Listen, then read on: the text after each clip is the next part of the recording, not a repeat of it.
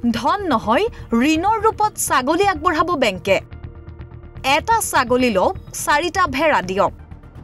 কৃষি আইনৰ বিৰুদ্ধে প্ৰবল প্ৰতিবাদ চলি থকাৰ সময়তেই মহাৰাষ্ট্ৰৰ এজন কৃষকে উপাৰ্জনৰ বিকল্প উপায় হিচাপে গঢ়ি তুলিছে এটা ছাগলীৰ বেংক বেংকটোৰ সুতৰ আজব নিয়ম ব্যৱস্থাই আচৰিত কৰিব আপোনাকো বেংকটোত ছাগলীৰ বাবে সুত হিচাপে দিব লাগিব ভেড়া আকুলা জিলাৰ সাংগাভি মহাৰি গাঁৱত গঢ়ি তোলা বেংকটোৰ নাম ৰখা হৈছে গোট বেংক অফ কাৰকেৰা পাঞ্জাবৰ কৃষি বিদ্যাপীঠৰ পৰা স্নাতক ডিগ্ৰীধাৰী 52 বছৰীয়া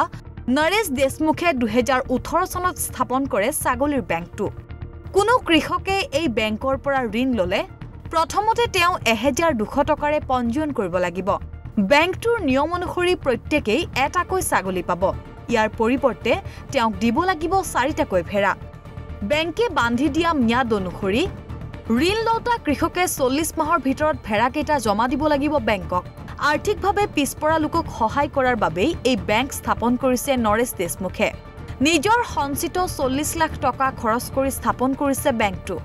বেংকটোৰ বাবে তেওঁ ক্ৰয় কৰে 340টা পূৰ্ণবয়স্ক ছাগলী ইয়াৰ পাছত তেওঁ এই ছাগলীবোৰ গাঁওবাসীক প্ৰদান কৰে গাঁৱৰ লোকসকলে বেংকৰ আঁচনিৰ অধীনত ছাগলী ঋণ লৈ ইয়াৰ পৰিৱৰ্তে 40 মাহৰ ভিতৰত তেওঁক 4টা ভেড়া আদায় দিব লাগে এই ব্যৱসায়ৰ পৰা তেওঁ এতিয়া 2.5 লাখ টকা লাভ কৰিছে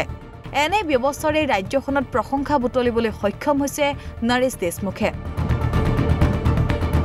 নেশ্যনেল ডেস্ক ঈশান নিউজ